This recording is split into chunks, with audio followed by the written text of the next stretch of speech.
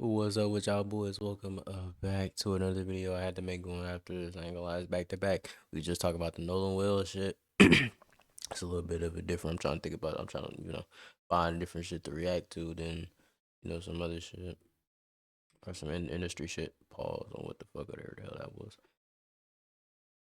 But yeah, apparently there was a hearing for David. This was like a couple days ago, so this is like old, but why not just react to it? This is 20 minutes long, or not? We're not gonna watch all 20. If it's good, I guess we're not gonna watch all 20. But if you fuck with the video, like, subscribe. Also, the last video, fuck with that one. This is probably gonna be posted after, or like probably after. Anyways, Accused child killer David was back in court for a very important hearing because we just got confirmation on what is going to happen next in this murder case. Welcome to Sidebar, presented by Law and Crime. I'm Jesse Weber. By the way, if you're putting things out on social media, if you're into content creation, you might be wondering, how do we share all these clips on these rapidly developing stories so quickly? Well, we use something called Opus Clip.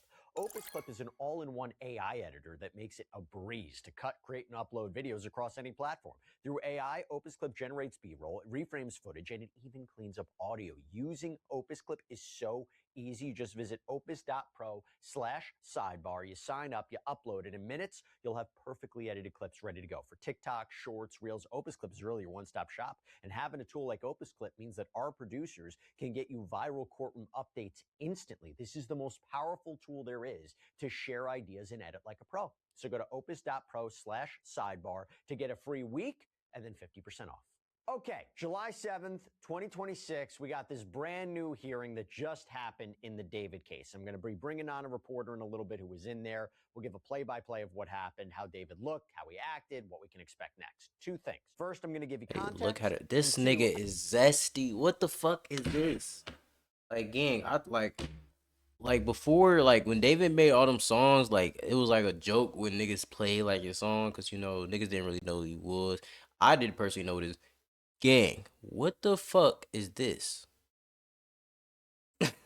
What the fuck is this? got a Like, I was very just looking down interesting for half of the update time. in this case. It just came down. So let's first start here. David. David is the romantic homicide singer currently charged with first-degree murder, continuous sexual abuse of a child under 14, and unlawful mutilation of human remains, all in connection with the death of 14-year-old Celeste Rivas Hernandez. Prosecutors allege that he was in a sexual relationship with her, that back on The sexual relationship with a 14-year-old. This is how bad this shit get. And what's crazy is that back then, nigga, when I was 14, I knew a nigga who was 23. I'm not gonna say his name, but I knew a nigga who was 23 who was fucking with a 15-year-old.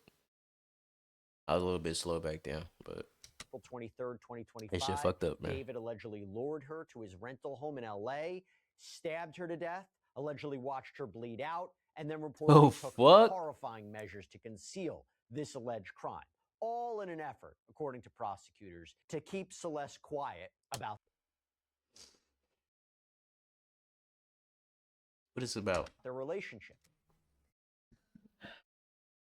I want people to know that you cannot stop a fucking problem with a bigger problem. What does killing him do? What does it do? It makes your problem worse, and it makes the problem that you had before come out. What the fuck? It's like this shit with the Nolan Wells case. You had a problem with the nigga. It's probably something that they want this nigga not to say. It's probably something they didn't want him to say. Killed the nigga or killed him.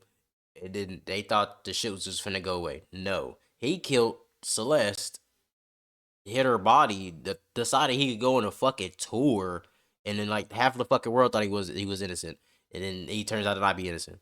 Like, but like, what's the point? Because the fucking shit with the relationship came out anyways. So what's the point of killing her? There was no point in killing her if it was going to be arrested and you were going to get charged for the shit anyways. There's no point. To prevent her from coming forward, to prevent her from ruining his lucrative career. The special Bruh, if you were fucking a 14-year-old, my nigga, we'd rather, I think fucking a 14-year-old is like, but that's bad. That's terrible. But you also know what's worse? Killing a 14-year-old that you've been fucking. And not only killing her, but killing her to keep her quiet. That is terrible. That is the dumbest shit That is the dumbest shit to do since touching hot grease. That is the dumbest shit you could ever do. Circumstances allegations in this case that carry heftier penalties, potentially the death penalty, You feel murder me? of a witness, Like, what the fuck? Like, murder for financial gain, lying in wait, that he allegedly used a deadly and dangerous weapon, a sharp instrument. Prosecutors allege he purchased a blue inflatable pool, chainsaws, a body bag. what the fuck? What the fuck? You have to think, bruh. David didn't pay nobody to do this. David didn't pay nobody to do this. He didn't pay nobody to, like, if you're thinking about this right now, you gotta think about that. He did all of this by himself. Like, yeah, his friend was there to cover it up.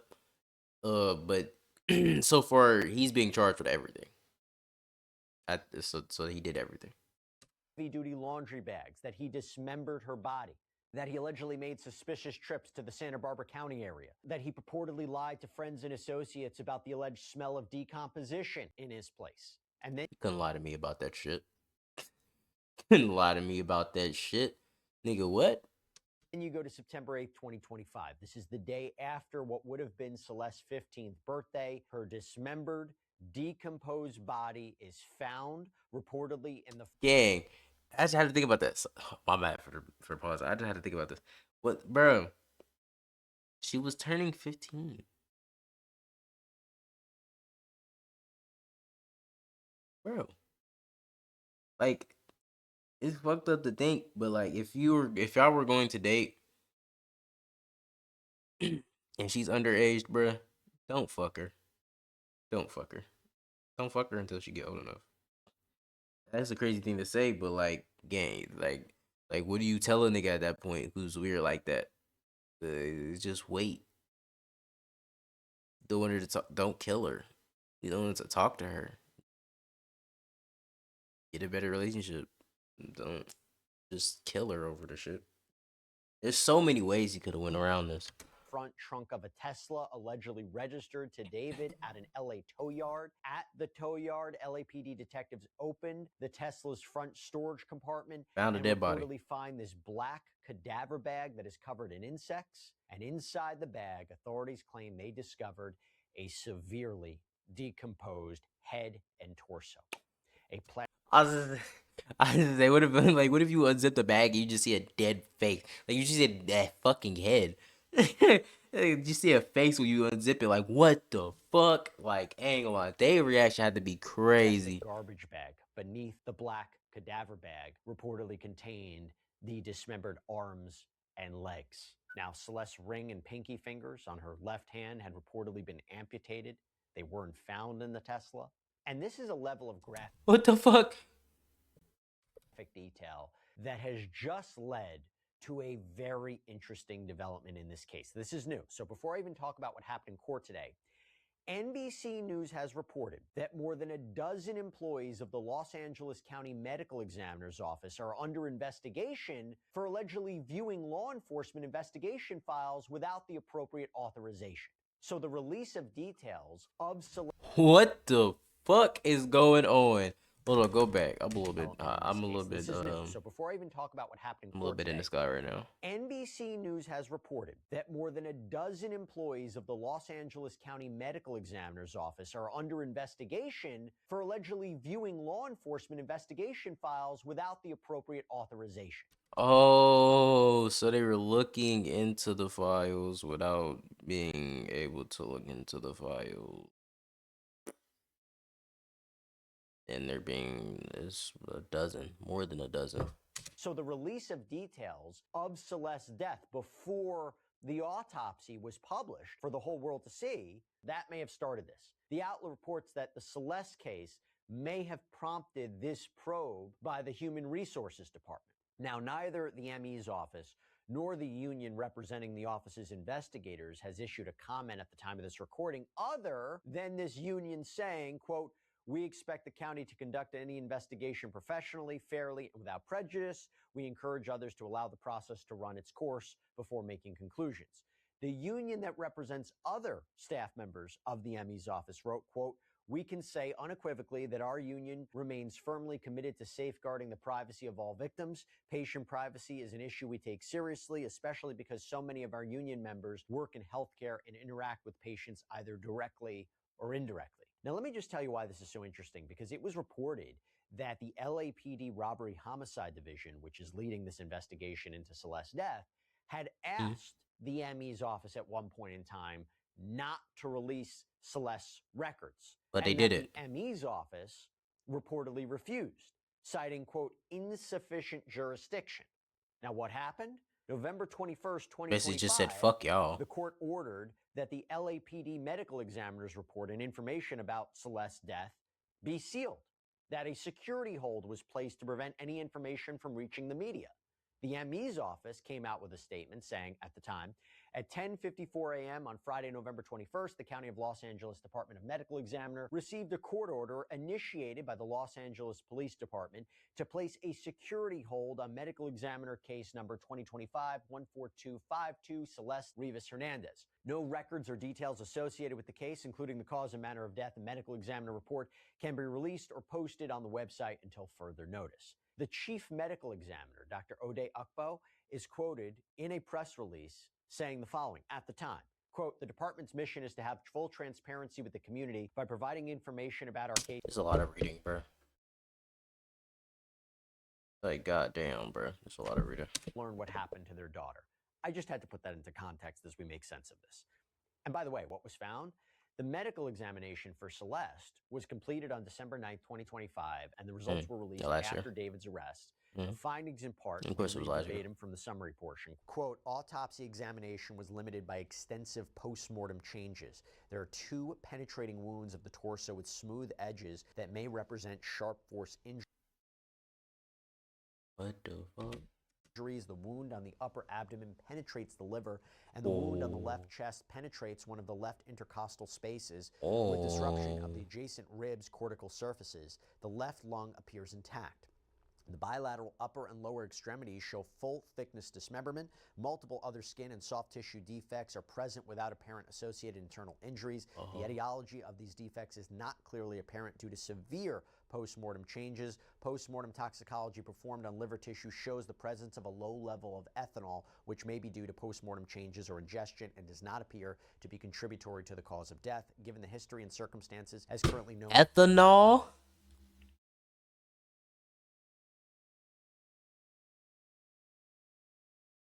Excuse me, bitch. Ethanol? Yeah, isn't ethanol the shit you use when you knock somebody out? Hold on. Isn't ethanol the shit you use? If I'm not wrong.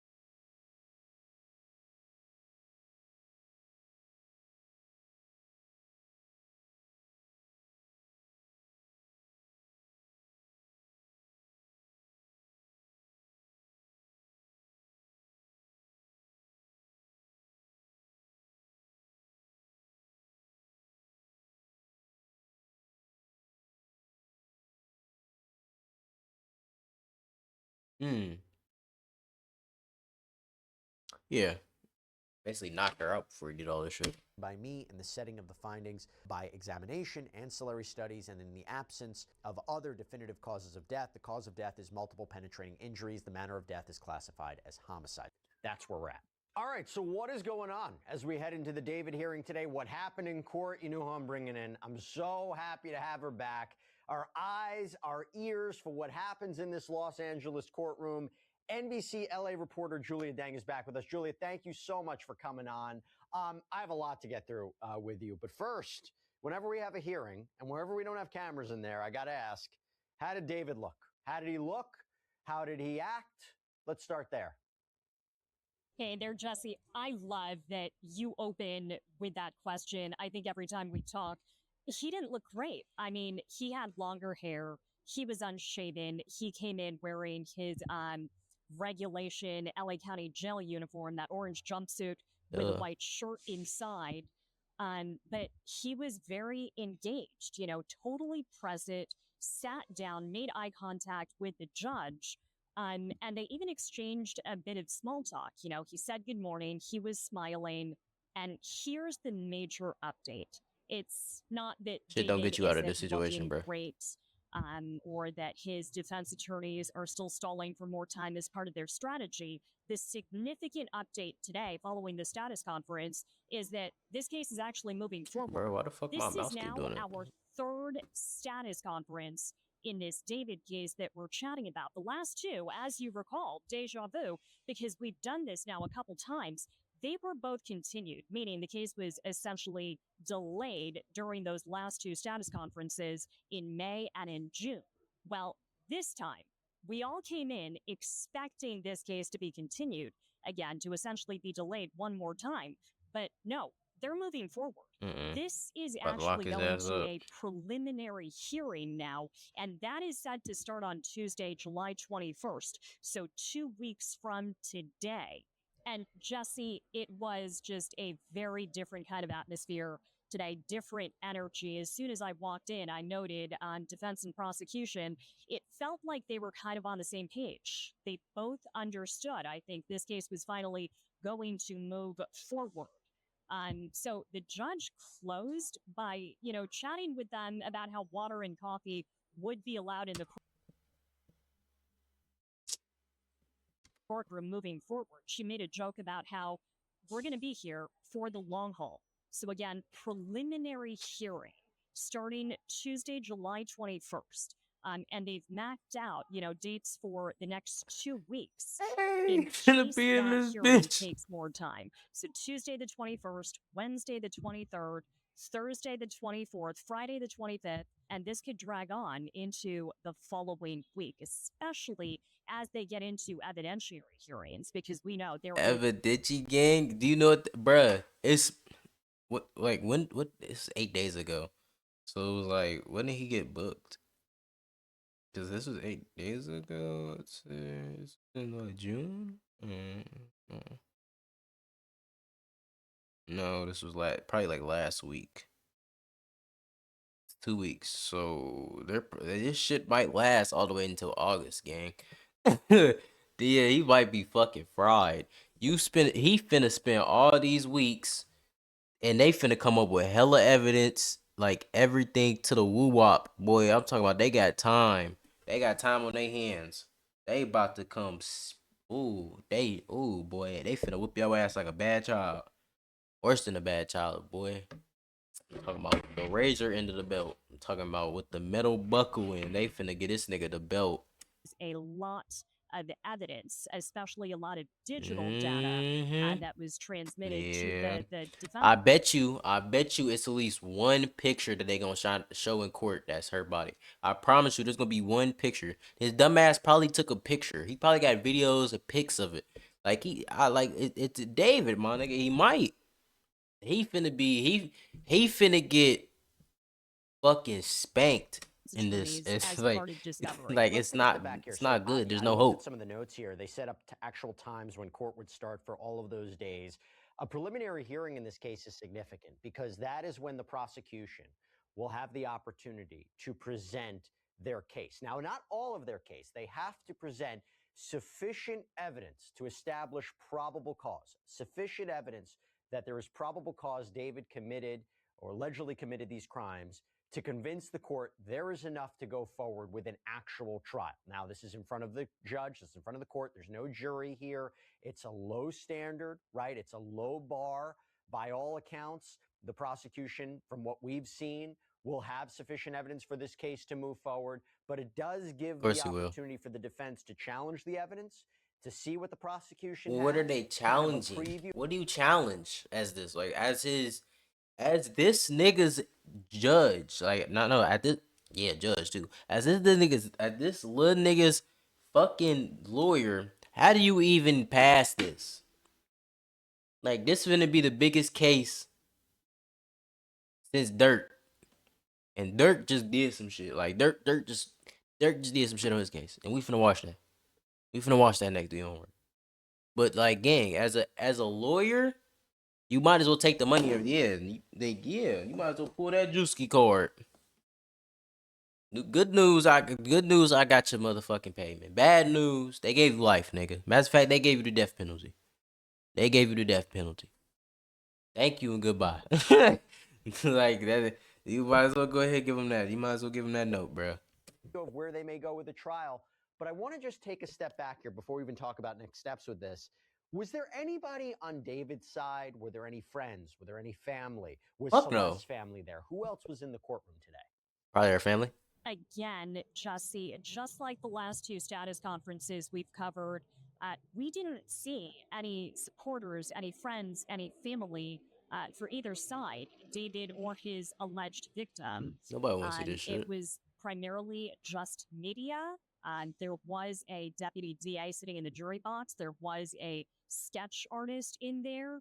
But the different energy this time, I think, stemmed from the fact that defense and prosecution were both ready to move forward finally toward this preliminary hearing.